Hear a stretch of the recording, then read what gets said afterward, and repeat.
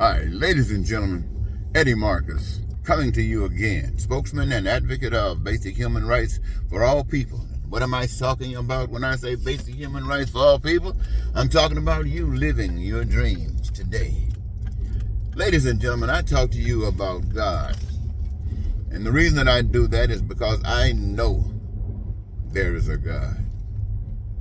I appreciate God. God, for some strange reason or not, decided to expose God to me. I don't walk around talking about God that you tell me about. I don't walk around talking about a God that you teach about, or I don't walk around talking about a God that you talk off from a book.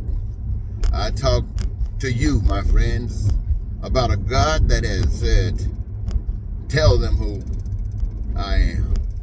And I want you to know that God is power. Power, my friends.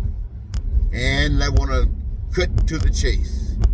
You and I, human beings, were made to live as perfect as a tree that's coming out of the ground, getting the nutrients that is required from the earth, and it can grow and grow and grow and live as long as life is there.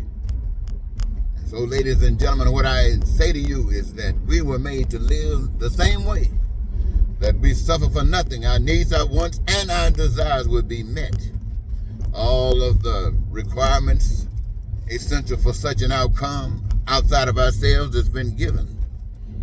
Some of the resources are in the earth, on the earth, above the earth. Some of it is seen, and some of it is like God, unseen, but it's there nonetheless. We know how to. And ladies and gentlemen, this, my friends, all of that, and even we ourselves, given something, a desire, a dream, something that we can engage ourselves in this life, not just here, but doing something.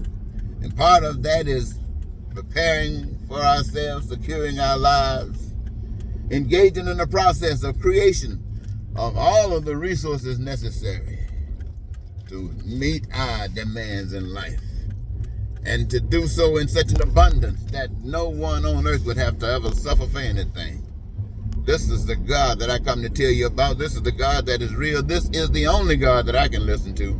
And anybody else talking about any other kind of God is nothing for me. And I'm going to tell you, ladies and gentlemen, I can't see, having been exposed to a reality, a truth that is available to us all. Run from it. No, my friends, I'd stand and tell you about it all the lifetime that I got. My brother once said, if I had one more chance, if God gave me another moment, all I'd do is serve God as if there's nothing else that's more important. And so I'm saying, thank God I'm here, because I'm serving God as if there's nothing else that's more important. And what am I saying? I'm saying that you, the people, must know that God loves you, and that all of the pain, all of the suffering that you are experiencing today is a result of men who do not know God, people who do not know God, making decisions about your life. And because you do not know God, you're accepting it. And some of you say you know God and still accept it. And I come to tell you, ladies and gentlemen, that is the result of the pain that we feel. And everybody is to blame.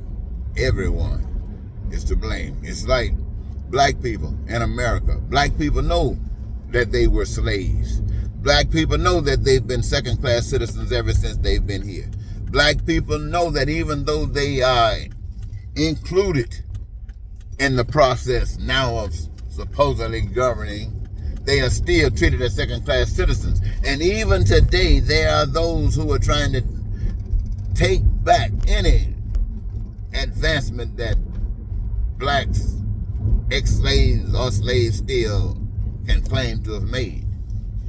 And yet, the blacks are still walking in line to the dictates and the orders of that which enslaved them, as if there's some hope that there's some promise in something that they are going to do. There is nothing that they can do outside of allowing God to be the master of us all. And what am I talking about? I'm not just talking about the slave masters. I'm talking about the slaves. I want you to know that when man took over, it doesn't matter whether you're living in a democracy, whether you're living under communism, whether you're living under any system of government outside of what I just explained to you, is from the pit of hell, and it's to rob you. I just came from the store. You know what? I have discontinued one healthcare program for medication and now under Medicare, and seemingly that the price has just jumped, doubled the cost for same medication. Go to down the aisle, looking on the shelves for something to purchase for, you can imagine, and the prices, you're just astronomical. You think about, you try to work hard, you do the best you can, and I'm trying to make this money because that's what capitalism say that you do. You work hard, you make money so you can have that which those who have not been allowed to work hard to make money, they can't have it, but you can. And as you work hard, they rob you everywhere you go. Everywhere you go. And the founder of the universe and of you have designed it in such a way that your work is not work, it's joy. And the cream on the top is that anything that money can buy, you already own it. Ain't that something? And you talking about Republican for president, not even that. Half of America wants Donald Trump. Ooh! My.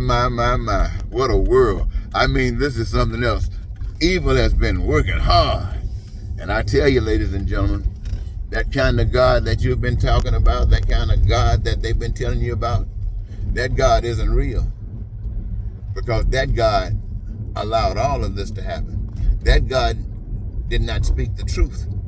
That God did not tell you that it is required that you resist anything other than that which is your choice. Well, which basically means that we can complain all we want to, but this is our decision. This is our making. And I want you to know the God that is God is telling you this. All right? All right. I'm getting home now, so I'll see if I can post this. Hope it made some sense. Talk to you later.